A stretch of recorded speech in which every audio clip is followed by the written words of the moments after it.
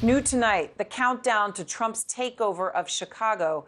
A large-scale operation with ICE and Customs and Border Protection is likely to start within days. The plans include using a military base, a Navy base near the city as a hub for the crackdown.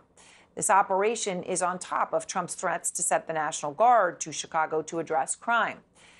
Now, the governor of Illinois, J.B. Pritzker, today slamming Trump's anticipated actions. The intentions here are clear. They want to inflame something. That is what they want. They look at what they did in Los Angeles. Again, people with masks walking around or showing up, driving up in vans and grabbing people off the streets and throwing them in the back of a van. That's not the United States. Again, it's un-American to do something like that. Out front now, the Lieutenant Governor of Illinois, Juliana Stratton. She is also a candidate for the U.S. Senate there and born and raised in Chicago. Lieutenant Governor, I appreciate your time. And, our understanding from our reporting here is that this is all going down within days. Is that your understanding? And is there anything at this point you can actually do about it? Your question is this something that we can see as being productive? No, is this something you can stop? Is there anything you can do to stop it from happening? Yeah, I mean, I don't know that there's anything that we can do to stop it from happening. I mean, clearly Donald Trump wants to make this a manufactured crisis. He wants the chaos to come to a city like Chicago and a state like Illinois. What we can do is not take the bait, and that's what I've been talking about, and that's what the governor has certainly been talking about. You saw that earlier this week. The governor and I stood with stakeholders from the faith community, the business community, community-based organizations and other elected officials to show unity and strength, that we are saying collectively that we do not want federalized troops here in Illinois. We do not want them to come to our state. There's no emergency. And today I was in Lake County, where the Naval Station Great Lakes, where they're planning to start this immigration enforcement effort, purportedly. We don't have any details directly, but that's what we're hearing. And so we went there and stood with leaders to say we are showing strength and unity, that we don't want this to happen. So I don't know if we can stop them from coming, but what I can say is we are going to speak out, we are going to show our unity, and we're going to make sure that as people of Illinois speak out, they're going to do so peacefully and not with any level of violence, because we know that violence will only hurt the people that we are trying so hard to protect. So Trump's border czar, Tom Homan, came out today. He had some very strong words for the Chicago mayor, who has also said that he does not want this presence of ICE, Customs, Border Patrol, and the National Guard. Here's what Homan said. Get out of the way, because we're going to do it. I would think he'd be shoulder to shoulder with us, but it's disgusting that he's not. But we're going to be there anyway. So if you don't want to help, get out of the way. We'll do it. What do you say to that, Lieutenant Governor?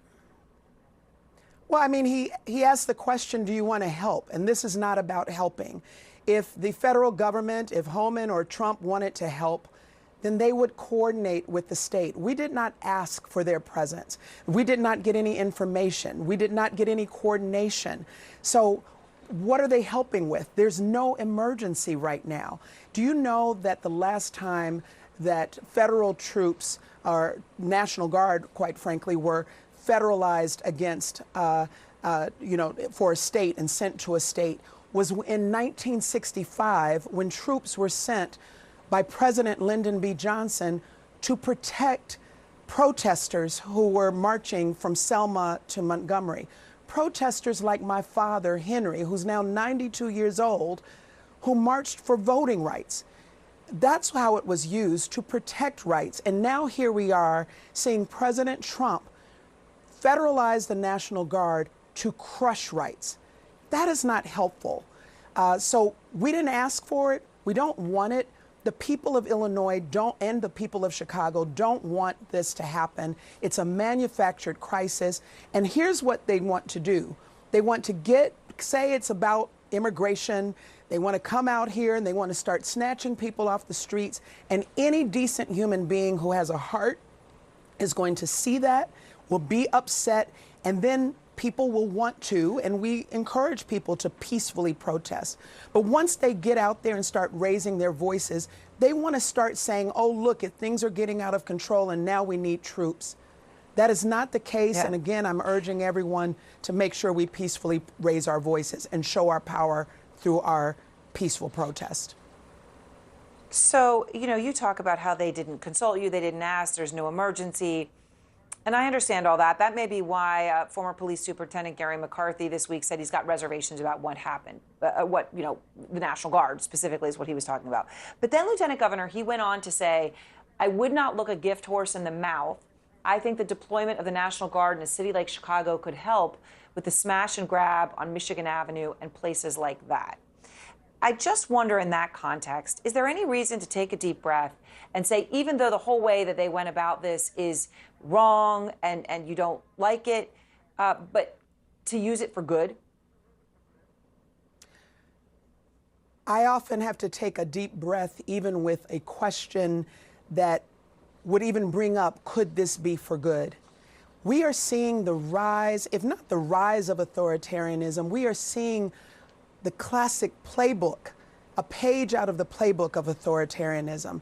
And that's what's happening. It can never be normal that we would walk down the streets. I have a 9-year-old, and it's not normal for my 9-year-old to go to school and to see a tank or an armed guard walking down the street. It's not normal for our business owners to try to attract business to their restaurants, their cafes, their small businesses, and know that there are going to be guards walking up and down the street, potentially armed in full uniforms. It's not normal to know that people are being snatched off the street by masked people who are putting them into unmarked cars and taking them who knows where, stomping on the Constitution, overlooking the rule of law, stomping on due process.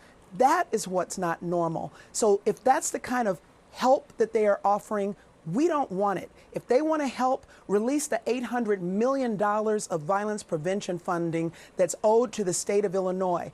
Make sure people have access to quality health care and housing. Make sure people can put food on their tables and feed their children. If they want to help Illinois, do what they're supposed to do as the federal government and lead. We're not seeing leadership out of Washington. I'm going to lead here in Illinois. Governor Pritzker and so many others are going to lead in Illinois. And the people of Illinois will never roll out the red carpet for a wannabe dictator. Lieutenant Governor Stratton, we appreciate your time and thank you.